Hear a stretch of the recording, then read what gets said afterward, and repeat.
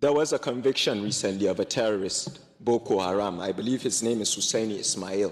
He was convicted for 20 years by a high court.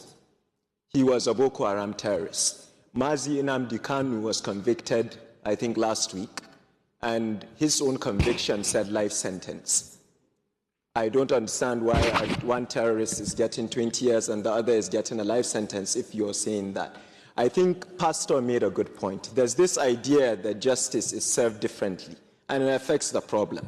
Mr. Speaker, I'll conclude by saying this. I've been an advocate of state police. I've sought the wisdom of more experienced members like Honourable Sada Soli, Honourable Adodogwa, even yourself and the Speaker.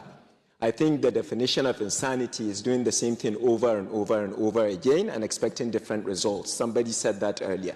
We cannot be sitting in Abuja and expecting operations to be efficient in Benue. We have to go back to communal policing. You that are older than us always tell us there was a time when if a guest comes to a community, everybody knows him.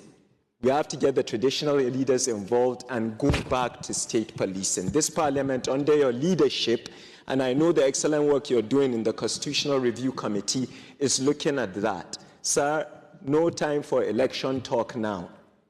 We have to tell the public a timeline to roll this out. The fear that governors will abuse it always shocks me because they already have all that power.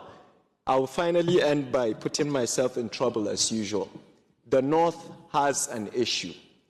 My honourable sister mentioned why we have become a breeding ground for such things. This is why. We are not sending our children to school. Of late, you have bandits on TikTok holding monies. The younger people, younger than myself, that have no employment and no skill because we've neglected them. It's a failure on all our parts over the years. Mr. Speaker, these young people go on TikTok and see a criminal holding minted cash. It's suddenly exciting. You want to emulate him. Mr. Speaker, we can do whatever we want to do in terms of FDI, IGR, investments, but we are failing in our primary duty, which is to protect the people we serve. We must increase the welfare of police officers. Recruitment should not be by allocation, sir.